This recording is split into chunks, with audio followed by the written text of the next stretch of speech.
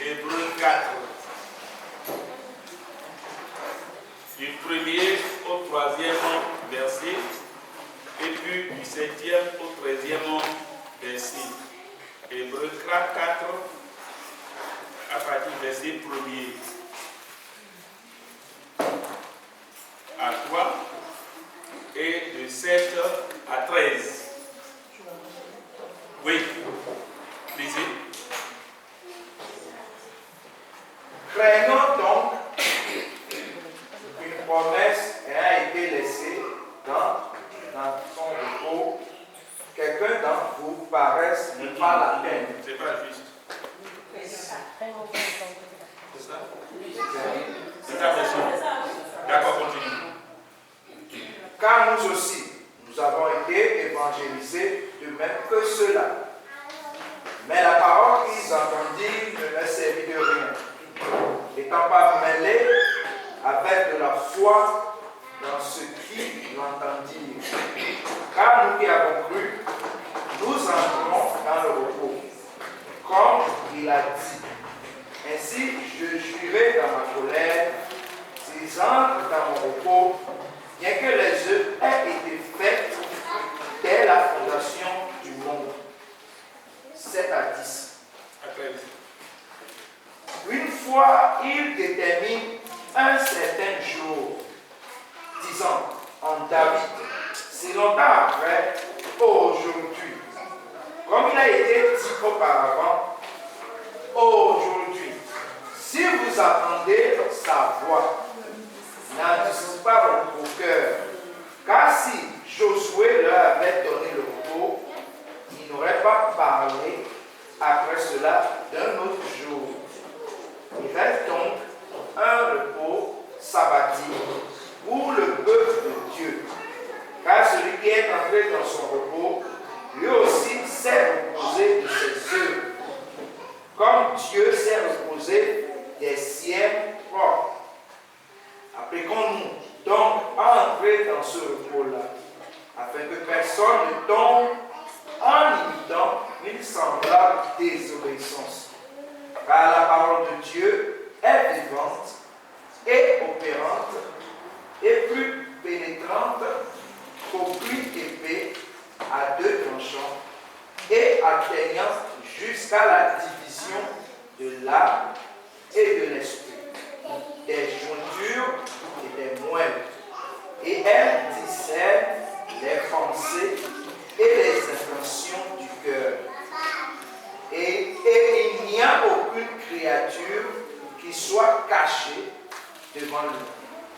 Mais toutes choses sont nues et découvertes aux yeux de celui à qui nous avons affaire. Amen.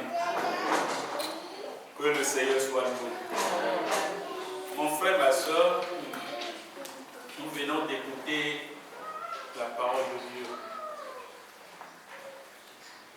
Et je voudrais vraiment que vous soyez présents, que vous preniez soin de vos enfants et que vous écoutiez vraiment ce message. Le thème de mon message ce matin, c'est comment entrer dans son repos. Comment entrer dans le repos de Dieu. Comment entrer dans son repos. Dans ce monde, la connaissance est d'une importance capitale. Le commerçant qui connaît son commerce réussit. Les étudiants qui connaissent leur matière, qui maîtrisent leur matière, réussissent à l'examen. De la même manière, dans le domaine spirituel, la connaissance des pas à poser est nécessaire, importante. Elle est d'une importance capitale. Connaître ce qu'on doit faire pour entrer dans le royaume est capital. La vérité centrale de ce message est que il te faut connaître les choses spirituelles pour avoir le repos,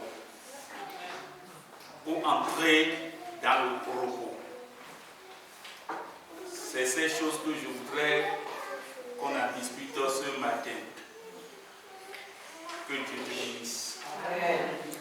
Première chose que le chrétien doit avoir, que le chrétien doit connaître, première chose que le chrétien doit avoir sur ce chemin est de craindre Dieu. Craindre Dieu. Disons le verset 1er. Dans Louis II. Je vais la version Louis II. Craignons donc, tandis que la promesse d'entrer dans son repos subsiste encore. Tandis que la promesse d'entrer dans le repos de Dieu subsiste encore. Encore. Oui. Qu'aucun de vous ne paraisse être venu trop tard. Qu'aucun de vous ne paraisse être venu trop tard. Mon frère, ma soeur dans le Seigneur, je bénis le Seigneur pour cette grâce qu'il nous donne d'avoir le même évangile que ceux qui nous ont précédés. Les Paul qui nous ont précédés, les Pierre qui nous ont précédés, ils ont eu le même message. Ceux qui ont quitté l'Égypte pour aller à Canaan, on leur a prêché le même message. Mais la Bible nous dit, ils n'ont pas pu faire leur entrée. Et Dieu s'est fâché d'eux pour dire, ils n'entreront pas dans mon repos. Pourquoi? La première chose qui est arrivée à cette personne, c'est qu'ils ne craignent pas Dieu. Ils ne craignent pas Dieu. C'est pourquoi notre premier point ici est la crainte de Dieu. La crainte de Dieu. Dis la crainte de Dieu. Je n'ai pas entendu. La crainte de Dieu. Plus fort que ça. La crainte de Dieu. La Bible dit, la crainte de Dieu est le commencement de la sagesse. La crainte de Dieu est le commencement de la sagesse. Mon frère, est-ce que tu crains Dieu? Ma soeur, est-ce que tu crains Dieu? Nous craignons le président, nous craignons les ministres, nous craignons ces autorités. Mais la plus grande autorité qui est Dieu, est-ce que nous le craignons? Beaucoup ne craignent pas Dieu. Beaucoup qui sont arrivés à Dieu n'ont pas la crainte de Dieu. Beaucoup ne craignent pas ce Dieu-là. Beaucoup préfèrent craindre les hommes. Quand les gens veulent faire quelque chose et qu'il y a le pasteur là-bas, il ne veut plus faire ça. Quand quelqu'un veut commettre un péché, il y a un frère ou une soeur là-bas, il ne veut pas faire. Mais il y a quelqu'un qui est au-dessus, qu'on ne craint pas. On craint les hommes, mais on ne craint pas ce Dieu-là. Mon frère, ma soeur, est-ce que tu as la crainte de Dieu? La crainte de Dieu est le commencement de la sagesse. Celui qui est sage, il craint Dieu. Celui qui est sage, celui qui a le cœur sage, celui qui est sage, avant de poser un pas, il craint Dieu. Ce que je fais là, est-ce que Dieu est d'accord? Il se pose des questions. Ce que je veux faire là, est-ce que Dieu sera d'accord? Même si c'est ma raison de faire la chose, est-ce que lui, Dieu là, il sera d'accord? Beaucoup de chrétiens que nous sommes nous n'avons pas la crainte de Dieu. Cette crainte a manqué aux anciens. Et Dieu s'est fâché d'eux. Quand ils sont en train de parler, de murmurer, de s'énerver, de prendre les cailloux, des briques, pour dire on va le lapider. Quand ils sont en train de faire toutes ces choses, quand ils sont en train de murmurer, quand ils sont en train de désirer l'Égypte, quand ils sont en train de voir que l'Égypte, en Égypte, ils sont bien nourris, ils sont bien, ils ne leur manque rien. Maintenant, tu nous amènes dans le désert pour nous détruire. Quand ils sont en train de dire ces choses,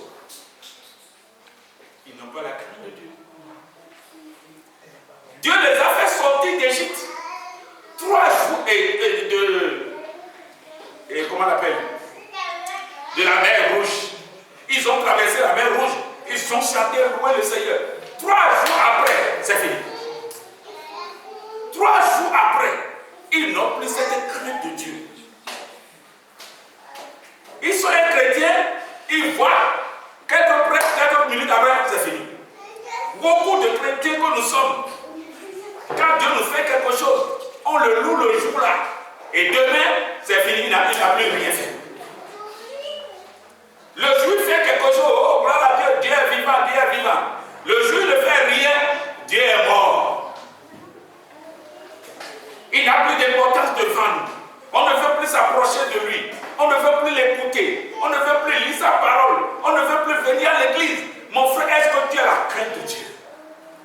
Ce que tu fais là, ce que tu es en train de faire, est-ce que tu as la crainte de Dieu?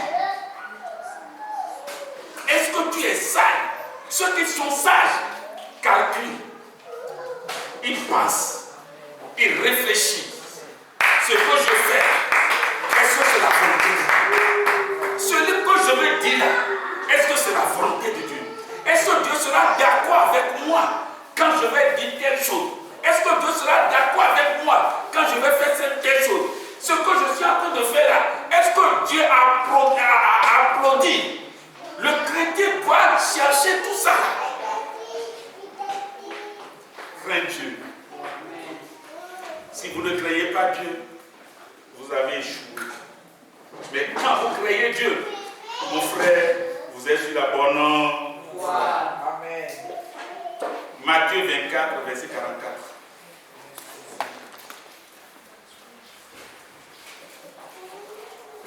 Matthieu 24, verset 44.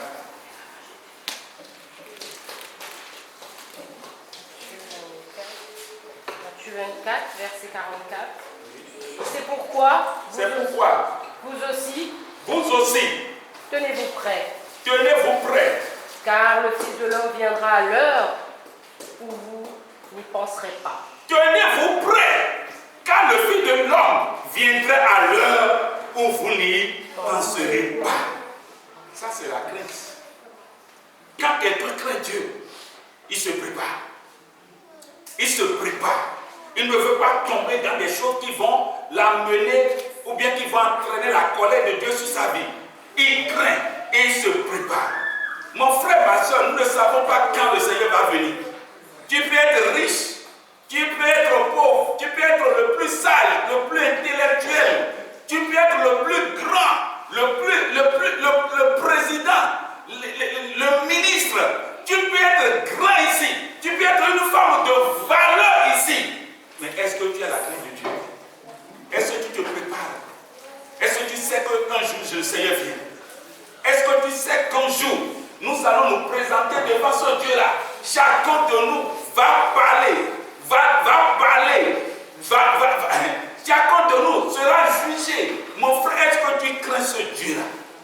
Si tu as la crainte de Dieu, les choses changent. Amen. Les comportements changent. Amen. Les paroles changent. Amen. Les pensées changent. Amen. Les faits changent. Amen.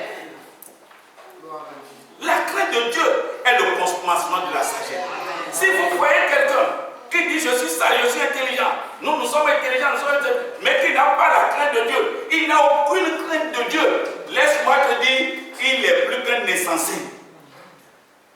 Il ne connaît rien.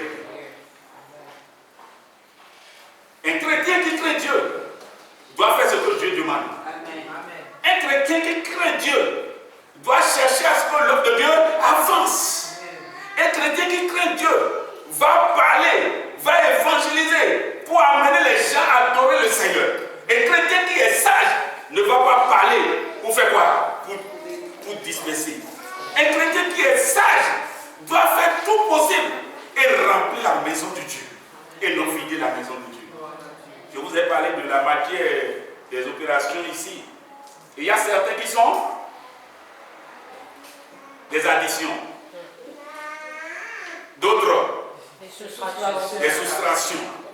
D'autres encore, des diviseurs. D'autres encore, des multiplicateurs. Tu es quoi? La crainte de Dieu va nous amener à multiplier, à chercher la multiplication, l'addition et la multiplication. La crainte de Dieu va nous amener à encourager, à fortifier, parce que nous allons rendre compte à tout ce qui sort de notre bouche un jour. Qu'est-ce que tu fais? As-tu la crainte de Dieu? Crains-tu le Seigneur? Fais sa volonté? Est-ce que tu crains Dieu dans tes manières de faire? Est-ce que tu crains Dieu? Vous n'avez pas besoin de voir le Seigneur.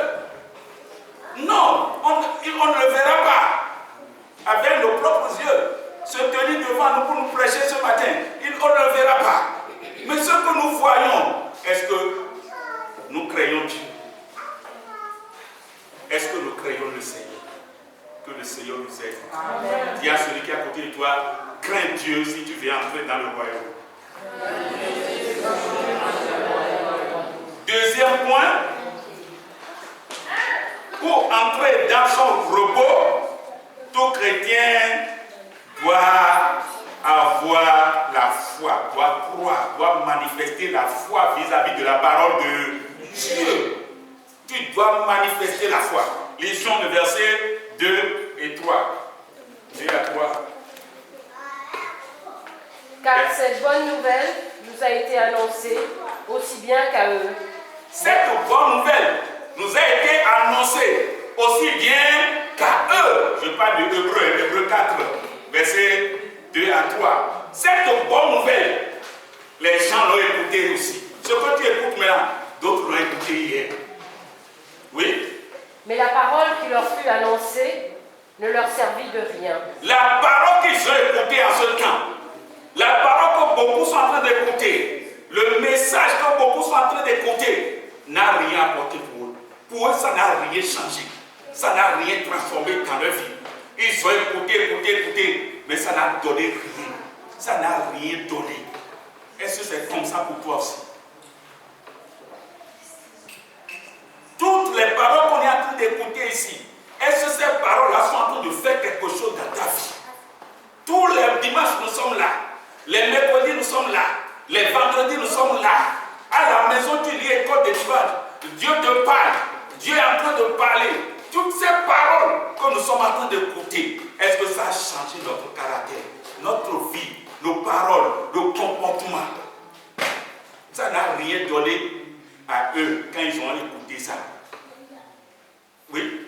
Parce qu'elle ne trouva pas de la foi chez ceux qui l'entendirent. Ceux qui l'ont entendu, cette parole n'a pas trouvé de foi en eux. Alléluia. Amen. Cette parole n'a pas trouvé de foi en eux. Celui qui a la foi et qui entend la parole de Dieu, il dit quoi? Amen. C'est Dieu qui a fait quoi? Et il reçoit ça comme étant la parole de Dieu. Il ne reçoit pas la parole de Dieu comme étant la parole des hommes pour chercher à discuter. Pourquoi? Non, maman, c'est pas ça. Non, c'est pas ça. C'est pas ça. Ceux qui ont la foi, ceux qui craignent Dieu, quand la Bible est ouverte pour les enseigner, ils reçoivent cette parole. Quel que soit ce que ça va nous coûter, celui qui a la foi reçoit la parole, sachant que ça là, ça vient de Dieu lui-même. Est-ce que tu reçois la parole de Dieu? Quand la parole de Dieu dit de ne pas faire ceci, de ne pas faire cela, quand les hommes de Dieu, utilisés par Dieu, nous enseignent sur le chemin, est-ce que nous recevons leur parole? N'es-tu pas là pour discuter, pour tirer, pour te rebeller, pour garder une position? désobéissance, n'es-tu pas là pour dire non? Ça là, est-ce que Dieu me dit ça? C'est dans la Bible. La parole de Dieu vient de la Bible. Les gens l'ont écouté hier. Ça n'a rien donné dans la vie. Parce qu'ils ne l'ont pas accepté. Laissez-moi vous dire, toute parole que nous acceptons donne du fruit. Si vous recevez une parole de la bouche de Dieu et que vous l'acceptiez, laissez-moi vous dire, cette parole doit changer votre vie. Ça doit changer votre manière de faire. Ça doit changer votre comportement. Ça doit vous enlever des choses qui ne glorifient pas le nom du Seigneur pour vous amener vers des choses qui glorifient son nom. Si vous recevez la parole de Dieu, si vous acceptez la parole de Dieu comme étant la parole de Dieu, ça doit créer quelque chose dans notre vie. Alléluia. L'acceptes-tu? Ou bien tu philosophes? Tu es là pour philosopher, pour discuter, pour faire ta volonté. La parole qui est sortie doit trouver foi en nous. Nous devons l'accepter. Que le Seigneur nous aide. Eux, ils ne l'ont pas accepté. Ils n'ont pas cru à ça. Ils l'ont rejeté. Ils l'ont abandonné. Beaucoup rejettent aussi la parole comme ça. Ça là, ce n'est pas pour moi. Ça là, c'est pour l'autre. Ça là, ce n'est pas pour moi. Ça là, c'est pour mon mari. La parole là, est-ce que mon mari entend ça? La parole là, est-ce que mon épouse entend ça? La parole là, est-ce que le pasteur elle entend ça? Le diacre là entend ça? Le frère là, est-ce qu'il entend cette parole là? Cette parole est pour les autres. Elle n'est pas pour moi. La parole de Dieu doit trouver foi en nous. Quand la parole de Dieu dit, tu es pardonné, tu es lavé, tu es ressuscité dans les morts, Dieu t'a placé dans son royaume. Elle doit trouver foi en nous. Cette parole doit trouver foi. Ton cœur doit accepter ça. Est-ce que tu acceptes la parole de Dieu? Dans tous les domaines où Dieu nous parle, est-ce que tu l'acceptes? Est-ce que cette parole qui est envoyée trouve foi en toi? Si elle ne trouve pas foi, mon frère, tu es en train de faire une course ferme. Que le Seigneur nous aide. Amen. Nous allons lire Hébreux 3, versets 7 à 8. Hébreux 3, 7 à 8. Qui dit? Hébreux 3, verset 7.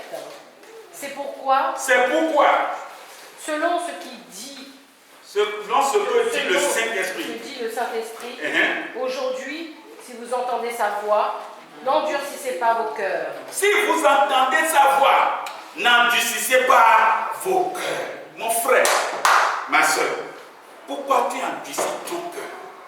Pourquoi beaucoup sont en train d'endurcir le cœur? Beaucoup endurcissent le cœur. Mon frère, nous ne devons pas endurcir notre cœur. Nous avons un temps passé dans ce monde. Et ce temps, nous devons prendre ça au profit. Les sages calculent le temps. Le temps que Dieu les a donné, ils utilisent ce temps pour la gloire de Dieu. David dit, Seigneur, apprends-moi à compter mes jours. Apprends-moi à compter mes jours.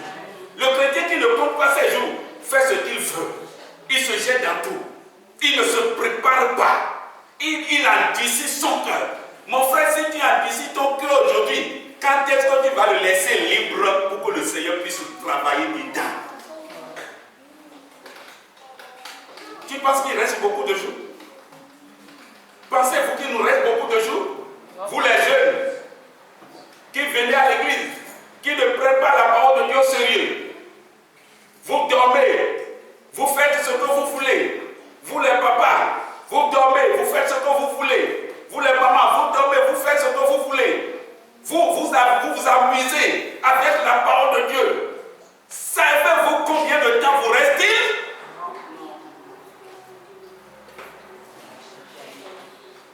La Bible dit, si vous entendez sa voix, n'endurcissez pas vos cœurs. On n'endurcit pas le cœur envers la parole, mais on laisse le cœur, on laisse son cœur, on ouvre son cœur pour que la parole de Dieu puisse pénétrer. La terre sur laquelle vous voulez semer et que vous envoyez votre bois et que ça tombe sur un rocher, vous allez semer sur le rocher?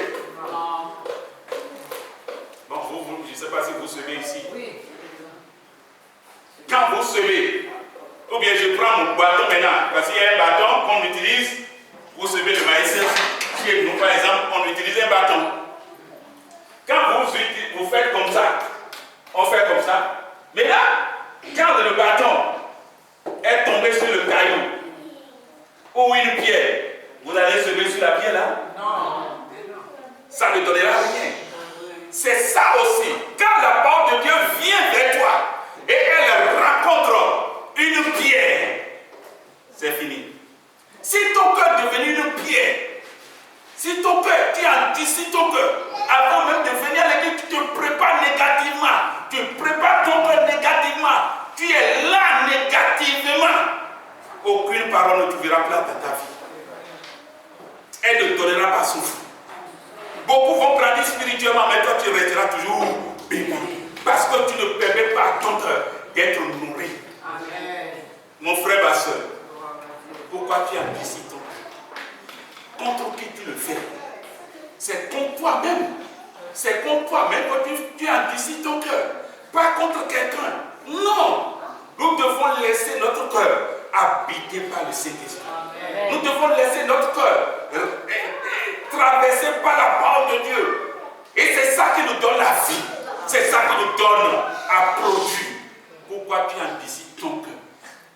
Tu acceptes certaines paroles. Mais d'autres, tu dis non. Ça là, ça ne me convient pas. Ça là, c'est pas pour moi. Ça là, non, non, non. Ça là, non, non, non. Est-ce que tu es venu pour choisir ce que tu veux? Ou bien vous faites ce que Dieu veut que tu fasses? C'est ce que Dieu veut qu'on doit faire. Et non ce que nous voulons. Notre volonté ne passe pas. Ma volonté, ta volonté ne doit pas passer. Mais c'est la volonté de Dieu qui doit passer. Amen. Laissons notre cœur. N'anticipons pas notre cœur. Laissons-le. Laisse ton cœur à Dieu. Laisse ton cœur à Dieu. Alléluia. Amen. Que le Seigneur nous aide. Amen. Dieu veut faire quelque chose dans ta vie. Laisse ton cœur à ce Dieu-là. Troisième point. Pour entrer dans le repos de Dieu, le chrétien doit éviter la désobéissance. Le chrétien doit éviter la désobéissance. Alléluia. Amen. Le verset 6 à 5 de Hébreux 4 toujours. Hébreux 4, verset 6 à 5. Oh, excusez-moi. Verset 5 à 6. Oui. Et ici encore, ils n'entreront pas dans mon repos. Dieu dit ici encore, ils n'entreront pas dans mon repos. Hein? Or, puisqu'il est encore réservé à quelques-uns d'y entrer, et que ceux à qui d'abord la promesse a été faite n'y sont pas entrés à cause de leur désobéissance. À cause de leur désobéissance. Mon frère, ma soeur, le chrétien ne doit pas être un désobéissant. Il y a celui qui est à côté de toi, ne sois pas désobéissant. Ne sois pas désobéissant. Mon frère, ma soeur, la Bible nous dit ici, ceux à qui la parole a été annoncée premièrement n'ont pas pu entrer dans son repos. Pourquoi? À cause de la désobéissance. Mon frère, est-ce que tu ne désobéis pas aujourd'hui? Ma soeur, est-ce que tu ne désobéis pas aujourd'hui? Regardons notre vie. Est-ce que la désobéissance n'a pas trouvé place dans notre vie? Est-ce que tu ne marches pas selon la désobéissance? Est-ce que tu ne fais pas des choses selon la désobéissance? Mon frère, ma soeur, celui qui veut entrer dans le repos de Dieu ne doit pas être un désobéissant. La désobéissance est dangereuse. La désobéissance, elle tue. La désobéissance, elle détruit. La désobéissance ferme le ciel. La désobéissance empêche d'entrer dans le repos. La désobéissance, elle est grave. Regarde ta vie. Est-ce que tu es obéissant ou bien désobéissant? Es-tu obéissant ou désobéissant? Quel intérêt le chrétien va trouver en désobéissant à Dieu, en faisant le contraire de ce que Dieu fait? Dieu te veut Il désobéit. Il fait sa volonté. Désobéit. Et il vient à l'église. Alléluia. Gloire à Dieu. Mon Seigneur vient. Oh, tu es dans la désobéissance. Quel avantage tu as?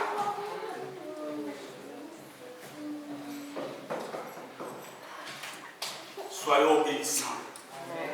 Lisons 1 Samuel 15,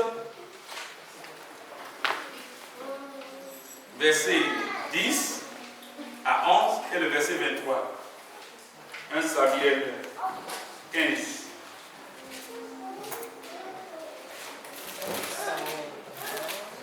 1 Samuel 15, verset 10 à 11. 1 Samuel 15, verset 10 à 11. Oui. L'Éternel adressa la parole à Samuel et lui dit: Je me répands d'avoir établi Saül pour roi, car il se détourne de moi et il n'observe point mes paroles. Samuel fut irrité et cria à l'Éternel toute la nuit. 10 à 11. Oui, 23. Car la désobéissance est aussi coupable que la divination, et la résistance ne l'est pas moins que l'idolâtrie et les téraphins. Puisque tu as rejeté la parole de l'Éternel, il te rejette aussi comme roi. Amen. Mon frère, ma soeur, écoutez-moi ce matin. Les gens adoraient Dieu avant nous. Dis, les gens adoraient Dieu avant moi. Les gens ont adoré Dieu avant moi. Suivez-moi ce matin. Saül était un roi que Dieu a choisi lui-même. Dieu l'a choisi et il l'a fait roi. Mais tout ce que Dieu dit par ses serviteurs à Saül, c'est le contraire que lui fait. Quand on lui dit de s'asseoir là-bas, lui il doit se lever. Quand on lui dit va à gauche, lui il doit aller à droite. Quand on lui dit va tout droit, lui il recule. Tout ce que Samuel a dit à Saül, rien, aucune de ses paroles n'a touché son cœur. C'est comme il attend le contraire de ce qu'on lui dit. Quand on dit fais ceci, c'est comme lui l'attend, ne fais pas ça. On l'a envoyé aller tuer les ennemis. Et quand il est parti, on lui a dit de tuer toutes choses, tout. Lui il est parti, il a tué les animaux, les chétifs animaux, et il a amené les gros, les animaux gros là, il les a amenés à la maison. L'homme de Dieu lui dit, mais qu'est-ce que tu fais? Il dit, non, c'est pour sacrifier à ton Dieu. Mais Dieu t'a dit d'amener ces choses, ou bien t'a dit de les détruire. Il dit, oui, il a dit de les détruire, mais comme c'est des gros là, il faut qu'on lui sacrifie ça. Ce n'est pas ce que Dieu lui a dit. Et quand on lui dit d'attendre 7 jours, lui, il ne veut pas attendre 7 jours. Ça dit tout ce qu'on lui dit, c'est le contraire qu'il fait. Mon frère, est-ce que c'est comme ça ta vie? Tout ce qu'on dit ici, est-ce que c'est le contraire que tu fais? Tout ce qu'on dit, est-ce que c'est le contraire? La Bible dit la désobéissance est exactement comme une divination. Ça dit celui qui désobéit est quelque chose, quelqu'un qui va vers les fétiches, qui adore les fétiches, qui consulte les fétiches. Exactement la désobéissance. Et il parle de la résistance. La résistance aussi. Quand on dit quelque chose, quand on dit non, je vais faire le contraire. Et qui résiste, celui qui résiste, il est en train de faire quelque chose de désobéissant. Mon frère, ma soeur, nous avons besoin d'être obéissants. Nous avons besoin d'être des gens qui craignent Dieu. Nous avons besoin d'être des gens qui ont la foi en Dieu. La foi en Dieu. Que le Seigneur nous aide. Est-ce que tu crois? Amen. Tu dois croire. Quatrième point dit, oui, quatrième point, le verset 7b. 7b. Hébreu toujours, Hébreu 4. En disant dans David, si longtemps après, comme il est dit plus haut. Aujourd'hui, si vous entendez sa voix, n'endurcissez pas vos cœurs. N'endurcissez pas vos cœurs. Aujourd'hui, si vous entendez sa voix, n'endurcissez pas vos cœurs. Mon frère, donc Dieu endurcit son cœur. Ce n'est pas une bonne chose. N'endurcis pas ton cœur. N'endurcis pas ton cœur. Il faut laisser ton cœur à Dieu. Nous devons éviter quoi? L'endurcissement de nos cœurs. Tu dois éviter, le chrétien doit laisser son cœur vraiment, je ne sais pas, mou, son cœur maniable. Le chrétien qui veut entrer dans le royaume de Dieu doit laisser son cœur maniable, laisser son cœur à Dieu. Alléluia. Amen. Praise God. Amen. Regarde ton cœur. Regarde le cœur avec lequel tu es venu dans la maison de Dieu aujourd'hui. C'est un cœur humble. C'est un cœur endurci. Eux, ils endurcissaient le cœur. Tout ce qu'on voulait dire, c'est le contraire. Tout ce qu'on leur dit, c'est le contraire. Ils endurcissent le cœur. Mon frère, le chrétien qui endurcit son cœur n'entrera pas dans son royaume. Un chrétien qui endurcit le cœur. Ah, un chrétien, un enfant de Dieu. Pourquoi endurcir son cœur? Un chrétien va endurcir son cœur. Il sait que ce qu'il est en train de faire, c'est mauvais. Mais il a endurci son cœur. Il a endurci son cœur dedans. Et c'est très dangereux. N'endurcissons pas nos cœurs. Que le Seigneur nous aide. Le dernier point.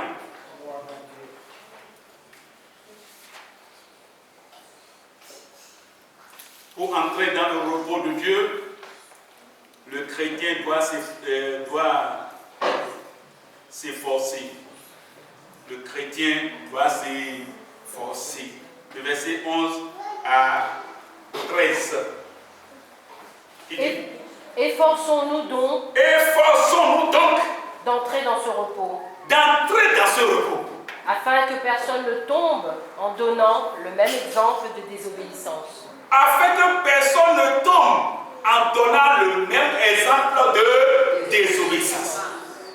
Efforçons-nous donc, mon frère, fais un effort. Dis à celui qui est à côté de toi, fais un effort. Fais un effort. Tu viens à l'église aujourd'hui, demain tu manques. Tu viens demain, après-demain tu manques. Tu donnes ta vie aujourd'hui, tu reprends encore ta vie. Demain tu es prêt, tu es obéissant. Après-demain c'est la désobéissance. Tous ces scénarios-là ne t'arrangent pas. C'est dangereux. Nous avons besoin de nous efforcer. La Bible dit, depuis le temps de Jean-Baptiste, le royaume des cieux est devenu forcé. Est-ce que vous comprenez ce mot? Est-ce que les gens comprennent? Est-ce que vous comprenez forcé là? Que depuis le temps de Jean-Baptiste, le royaume des cieux est devenu forcé. Et ce sont les violents, ceux qui s'efforcent, ceux qui ont dit j'irai, je dois aller, quel que soit ce qui se passe. J'irai jusqu'au bout. C'est ceux-là qui entreront. C'est eux qui entreront. Regarde comment tu es fait. Sur les choses spirituelles, regarde comment tu es fait. Impossible de lire la Bible. Impossible de lire l'école de dimanche. Impossible de prier. Impossible de venir à l'église. Et tu viens entrer où? Chez ton oncle? Ou bien chez ta tante? Ton mari? Si c'est chez ton mari, il n'y a pas de problème.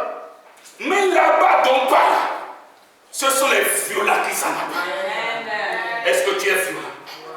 La Bible dit, tu n'es ni froid, tu n'es ni chaud. Je vais te vomir. Je vais te vomir. Toi qui mets ta vie chrétienne avec la paresse, avec la négligence, tu seras vomi. Tu m'attends. Tu seras vomi. Au dernier jour, tu seras vomi.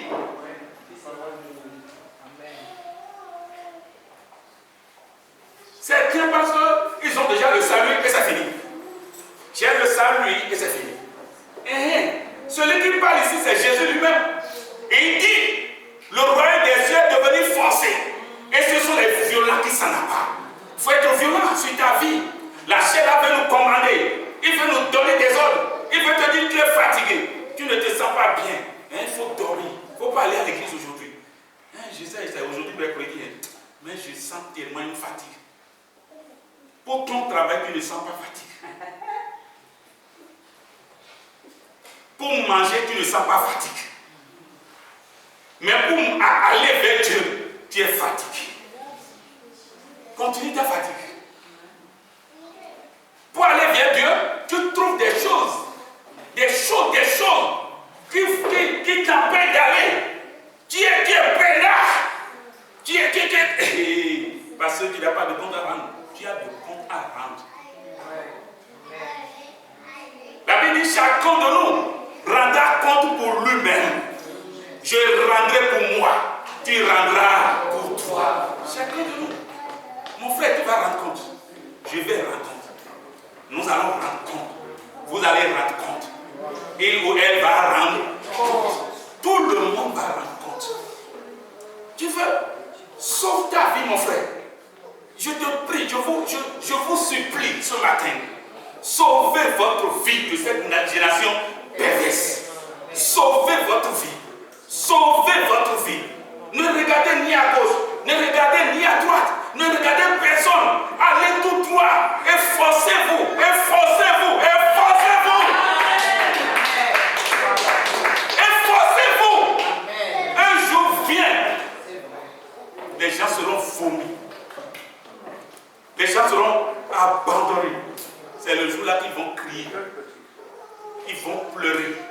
Ils vont chanter. Pleure aujourd'hui. Crie aujourd'hui. Tout ce que tu dois faire, fais-le aujourd'hui. N'attends pas le dernier jour. Aujourd'hui, le Seigneur est notre avocat. Mais demain sera notre juge. Lorsqu'il viendra, il sera le juge. Et la Bible dit, le jugement va commencer d'abord dans la maison de Dieu. C'est dans la maison de Dieu. Le jugement commencera si Dieu vient ici. Ça va commencer par moi. Ça va commencer par les diacres. Ça va commencer par les travailleurs. Ça va commencer par les fidèles. Nous tous. Hé, mon frère, ma soeur.